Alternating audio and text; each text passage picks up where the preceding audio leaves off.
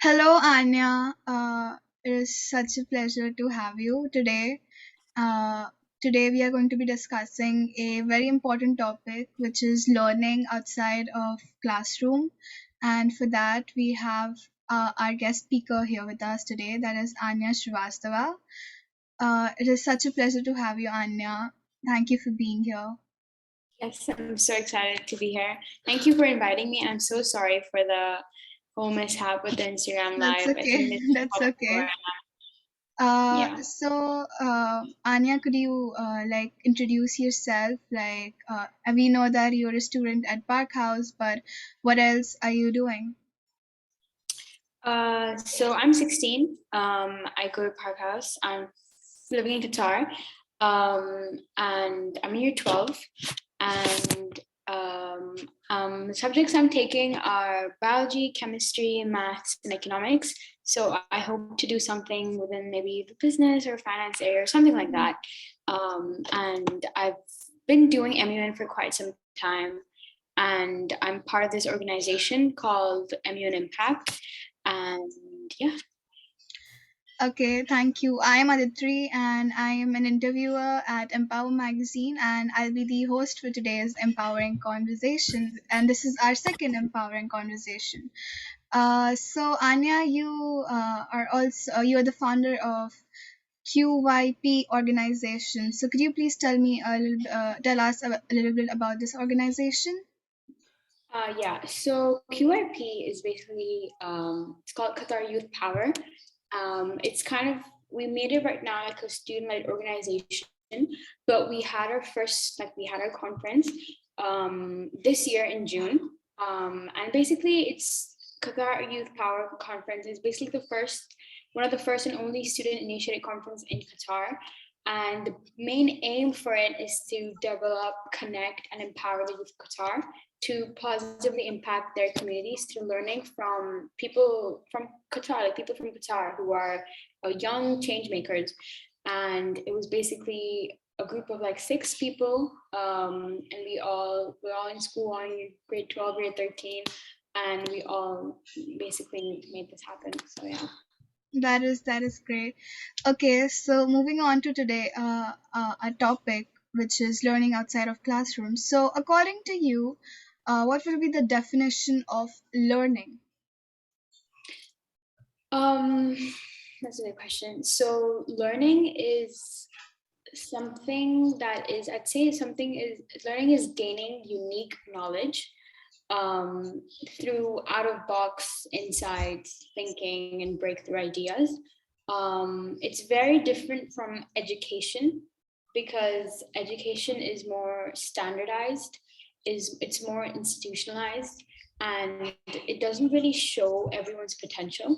So that's what I define learning as. I define it as gaining unique and out of the box knowledge.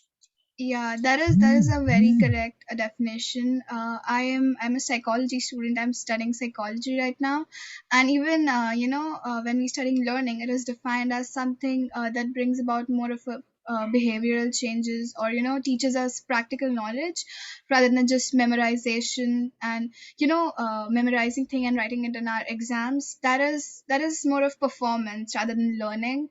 So I think we should know what learning is and how different it is from education. What would you say is the concept of learning outside of classroom? Learning outside from classrooms, I think, is gaining knowledge from life experiences, from people who you talk to, from learning about other people's life experiences, through experiencing life yourself and learning new things from it. And I think it's very, very unique as well, which is why it's so interesting because like what you learn and how you learn is so unique to everyone and it's so, so different. So yeah. Yeah. Is there any specific reason why you're so passionate about this particular topic, which is learning and learning outside of classroom and beyond textbooks? I think doing Qatar Youth Power definitely made me see learning in a like made me see learning in a different light, from like talking to like chain makers in Qatar and like learning from their experiences, what they have done. I learned I learned quite a bit, which was definitely very interesting, and that's why I was really interested, first of all, in doing this conference and how it turned out and how much I learned. So yeah. So, do you have like, any future plans on exploring this concept and, trying to help implement it more in the world, like for young students? Um, so as I said, I am interested in doing finance. So it's a very new field for me. So I hope to learn a lot from that field, not only gain like education from that field, like like the normal stuff that you need, but I also hope to learn a lot from that field. So that's why I am part of this organization called Youth Business Trend, and I'm basically an ambassador. So basically, it would basically like our one of our aims is to promote education on finance and learning about finance. So I think that's like kind of what I'm focusing on right now, based on something that I'm doing. So yeah. That is amazing, especially at such a young age when you're just 16 and doing it. And people always put an age limit on learning, like you're too young to learn this or you're too old to do that. And I think that is something totally wrong. We should not restrict learning to a particular age. Yeah, and like what happens is that when like it's particularly like adults these days, like when they like learn, they think it's like it might like hurt their ego that they're like older than us and they have to like learn, but it's so not the case. And learning is so different for everyone. Exactly. Everyone should just embrace it. So yeah. Yeah, learning gives us so many crucial life skills like confidence. And when we talk about education, it is our education system is not equal. It's not fair for everyone. There is so much inequity present. Like suppose some students, even if we're learning the same theoretical stuff, some students, say people living in the underdeveloped areas, they do not have the access to this proper schools like you and I do, for example. And although they might learn and memorize stuff, but they're still missing out on crucial life skills like self confidence that would eventually put them at a disadvantage in later in their life. That's definitely true. And I think like they don't even get a chance to just gain like the basic education rather than learn, which is like quite a bit different.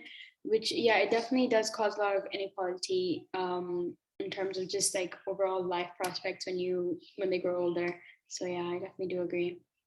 And also, like in India, I don't know if it's true for everywhere, but in India, there's this mindset that if you don't score perfect marks in boards, if you don't score perfect marks in 12th and then go on to become a doctor or engineer, you failed in life.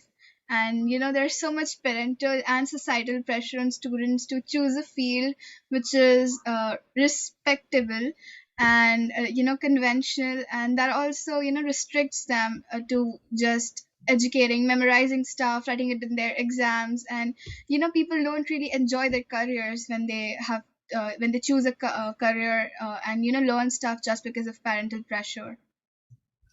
That's definitely very true. And I feel like when parents kind of put pressure on the children to go on the conventional basis, like doctors and engineers, the excitement and the amount of things you can learn from other fields like lawyer or psychology or artists, anything, it gets so diminished.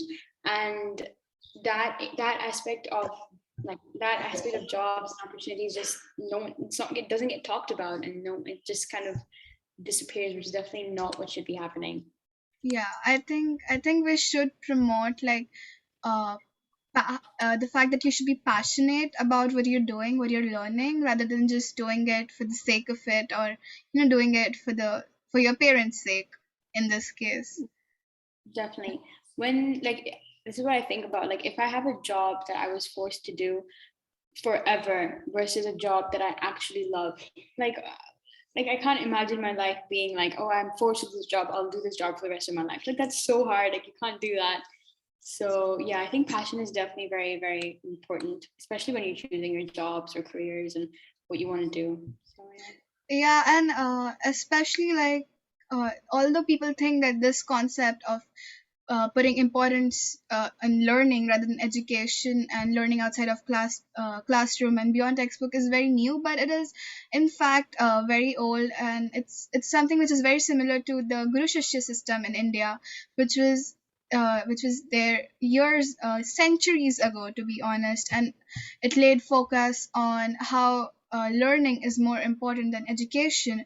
And I think we need to learn a little bit more from what they taught, and try to implement a few points at least in our current education system.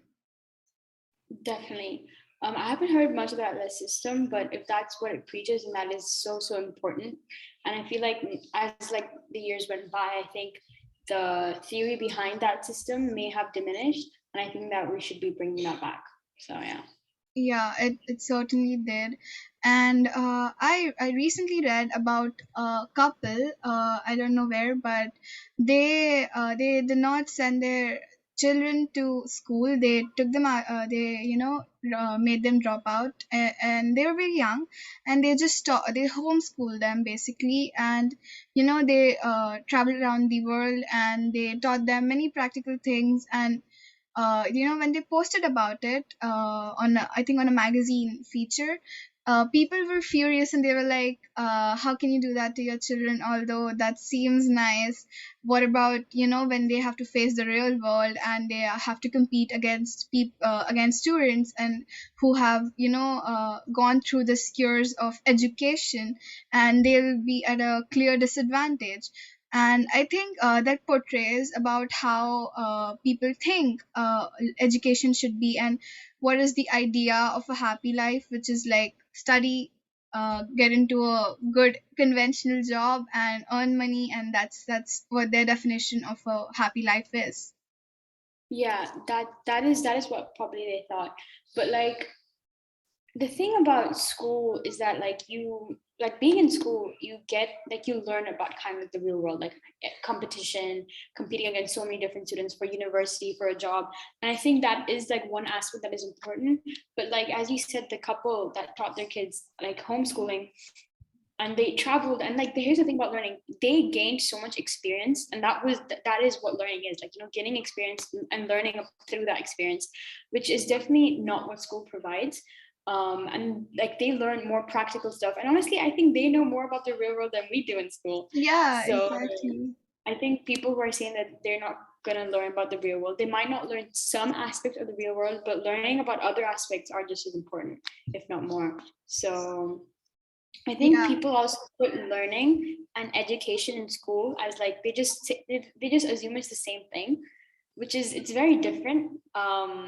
So I think that's also why their reaction was kind of negative towards that Yeah, couple. like while conventional learning is good, it teaches us new stuff, and we learn how to memorize things, and everything. But it is not very useful per se when we actually step out in the real world, where and we have to use our real knowledge and everything. So I think, and we should, although even if we don't go like completely unconventional, we should try to implement a few points, like of practical knowledge, and for building our essential life skills, and we should try to implement that in our education system.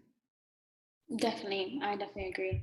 More practical, more real life interactions, observing is like I think that's required right now in school. So I think that's what schools should be doing. So yeah. Yeah, and you mentioned that you were a munner, and as someone who just started munning a couple of years ago, I have to say that MUNs really, helped build my personality. They played a huge, huge role in who I am, and helping me gain knowledge, because there was stuff going on around the world that I had absolutely no idea about. And then when I had to see them, and I had to argue with them, and I had to discuss those, and that really helped me. And I started understanding what it means to have real knowledge. That organization is truly amazing, and I think everyone should join that organization because it does so many different things. Like you can be part of like just like the global like like leadership team, or you could be part of MUN at home, and there's so many different like programs they keep on throwing out, and it's always just about learning. And you don't only learn when you do these sort of things, you because you are talking to a large audience, you also learn like basic skills like talking skills, speaking skills, listening skills, which are also very important. And I think that's why MUN is so good. Um, and yeah, I'm happy you're part of this group, which is great. Yeah. Yeah. Also, we think that social media is not exactly us, but well, our previous generation, our parents think that social media is a distraction from learning. But I feel like social media has. Right now, social media has so much. Like, if we use it to our advantage, we can learn so much, we can know so much. Like, we can gain so many. We can know so many new things that otherwise probably would have been inaccessible to us. And I think social media also plays in today's world, it plays a huge role in learning. That is true. Social media, like it can be disruptive and destructive, because sometimes like it like the intent of social media can be used in the wrong way. Yeah. But overall, like if you think about why it was created to converse, to communicate with people who don't live around you. It was used to spread knowledge that is good, and to learn from other people. So the intent of social media is definitely really good, and I think it's going to be very, very helpful. But sometimes, obviously, it can be used for the wrong way. Yeah. Yeah, social media can be very distractive. I'm speaking from a personal point of view. And but if it's used for your own advantage, it can always be like a very good tool for learning. Definitely. So we have like in India, as I said, that we have a system where we don't get to choose a lot of subjects. We just have these pre-established groups that we just have to go through. And I think that is something that we really should change about the Indian education system. Is it the same like in Qatar? So in Qatar, we have like a huge like mix of schools. So we do have some schools that follow the CBSE curriculum. So for them, they're more constrained. But I go and I follow the British curriculum, which so it's very, very different. So I'm in year 12, and once you're in year 12, you choose four subjects, and they can be of anything. So it's not like if you want to do science, you have to do your biology, chemistry, physics. So like I can take like biology and chemistry and like art, and as I said, I'm taking biology, chemistry, economics, and maths. So it's kind of a mix between like what in India would be like commerce subjects and like Yeah, yeah, medicine. So it's a yeah. mix, which I think is definitely such a good idea because you get to see what you Explore. enjoy. Yeah. Yeah, you get to explore more, exactly. And then in year 13, what you do is usually drop a subject. So you have three subjects. And then usually by year 13, students know exactly what they want to do. So it's more focused. And the great thing about universities in like the UK and stuff is that um, they usually have some subject requirements. Like, for example, for medicine, you have to take chemistry. But it's usually also very open. So you can, like, if someone wants to do like finance or economics, they don't have to take economics. Like that's so cool. Like even That if is you really don't cool. really want to do economics, you can take like history. Like I know someone who took like math and geography and chemistry and now is doing finance. So she's doing great. And so yeah, I think that's really cool with like the British curriculum and stuff. That is so great.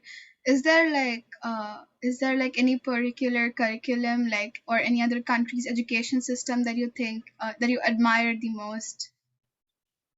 Um, one second. Yeah, sure. Oh yeah. I'm not sure. I did hear about like some Scandinavian countries like having absolutely no homework and like very, very chill school system. I don't know exactly how I feel about that, but maybe they're more focused on practical learning, which I think if that's what their aim is, and that's really cool. But I think the British system is doing good so far. I mean, sometimes like it is constrained in terms of like we don't get to do much like out of the box learning. But I think the fact that we can choose what subjects we want, I think it's a good step for now. I think like no homework sounds amazing, like a vacation, but it's not. I don't know if it's really good for the students, because for a procrastinator like me, it is definitely something that is not good, because then I would never study if I had no homework. But Definitely. but do you think that scores and exams play an important role in our learning and the way we gain knowledge? Um, I think exams kind of constrain the way we learn because like all you really do for exams, read the book, do the question, like practice papers or practice questions, and then do the same thing in the exam. So it's Yeah. like a lot of like repetition, and it's just like constantly learning the book, like kind of like making sure it's like stuck in your head. So I don't think that's pretty good. But exams like are necessary, especially in terms of competition and just in general. But I think, and it also puts, but the thing is, it puts so much pressure on students. Like it's like this exam is like literally this exam determines your life to university. But then what's funny is that after university, after you get a job, no one cares, no one talks about it. Yeah, exactly. That's the case with boards in India. There's so much pressure on people. Like last year, I was preparing for my boards, which subsequently did not happen because of COVID. But there was so much pressure on us to perform well and stuff. And I just asked my parents, how much did you score in boards? And they were like, oh, we don't remember. And I was like, so it's like it's not that important after a certain point in your life. No one will ask you what it is, but there's still such an immense pressure and competition. And I frankly feel that these exams are not fair. They are very unfair, because it's like just a few selected subjects, and we're asking everyone with so many different talents, interests, and asking them to give one particular exam that they might not be good in, but some other people are good in. Yeah, definitely, I agree. It's not fair because everyone has to do all these exams, and like it might not even be their passion. Like they have no like regard for the subject. It's a hard subject for them, but they still have to write the board. So yeah, Yeah, it's like asking a fish to climb the tree, and exactly. if they don't perform well, it's like punishing them. Punishment. Okay. And then for us, our punishment is not getting into a good university. Yeah, and that really demotivates us as students, because getting in a good university is like, for some people it's like a life goal, getting to this university. Like for me, I really want to get into Harvard, and not getting there probably would dishearten me, but it's not that they're teaching something else. It's the same knowledge, but there's so much pressure. So much pressure. Definitely, I agree. I agree. And it's so cool. You want to go to Harvard. That's amazing. That's Thank really you. amazing. Thank Yeah. you. It's And one thing I definitely like I have thought about in terms of like universities in general is that like before like 50 years ago, going to university was like that was like true knowledge gaining and learning. But like now it's just a money making scheme. Like nowadays anyone can get university as long as they have money, which is so not fair because like the whole reasoning behind going to university and gaining that higher education is like completely diminished. Yeah, like recently some of my friends were giving entrance exams, and they told me that half of the seats in the college that they want to get into, it was a very prestigious college, are already gone. So I was like, the entrance exam has not even been conducted yet, so how are like half of the seats filled? So they like through donation money, people just pay the donation money, and then their seats are like already booked. And that was very shocking, because this is like a money play. It's becoming more of a business rather than a place of education and learning. And when people are going through so much of hard work to actually prepare for that entrance test, and then there is so much unfairness. Definitely. And like there's so many huge like college scandals of like And like it's just so disheartening to see someone who's like working, like they've been working their life off to get into this university versus some kid who's rich and can just go in, like who's just like attending the university. So that's definitely not fair. And also these Ivy League colleges and universities, they are so expensive. Like, if Amazing. you don't get a scholarship, it's like it's very Um, tough. And student loans, you'll probably go back. there's so much student loan issues in America. It's like it's insane. It's absolutely insane. Yeah, So it's really expensive. expensive. And like they give the scholarships to like a few people out of Very so many of them who deserve it, probably deserve it, and cannot afford it. And that is something which is very unfair. And I feel like this is the reason education system is becoming more of a business place rather than just a place of learning. Yeah, it's definitely it's a fraud, corrupt system of just money making machine, just taking everyone's money and not doing anything with it, just taking it all for themselves. And like they're not like making the university better in terms of infrastructure, they're just feeding the money to themselves. Yeah, It's a huge and it's problem. not like they're teaching something out of a New magic or book. They're interesting, just definitely. teaching what other schools are teaching. It's all for the name nowadays. Like if you went to Harvard, oh, okay, you will have a successful I life. You'll would have yeah, a it's happy the life, name. Definitely. which is something like very hypocritical because how is going to a college related to your happiness? Exactly, exactly. Is there anything else that you would like to add about learning or about our topic, which is learning outside of classroom? I'd just like to say that surround yourself with people, friends, family who who are interested in learning and they like motivate you to learn. Make sure that like you don't like I hope that people like doesn't like hurt their ego if they're asked to learn more because like sometimes I know it can be a bit of like an ego thing. Yeah, yeah. Hope that everyone has an open mind towards learning and like learning helps you become a good citizen like you're knowledgeable, you know what's happening in your country, in the world. And I hope that everyone is interested in learning and they do learn because like it's so beneficial for you. It helps with problem solving, decision making. You learn so much practical knowledge and it's a lifelong thing, so always just Yeah, hopefully. yeah, that's right. I totally agree.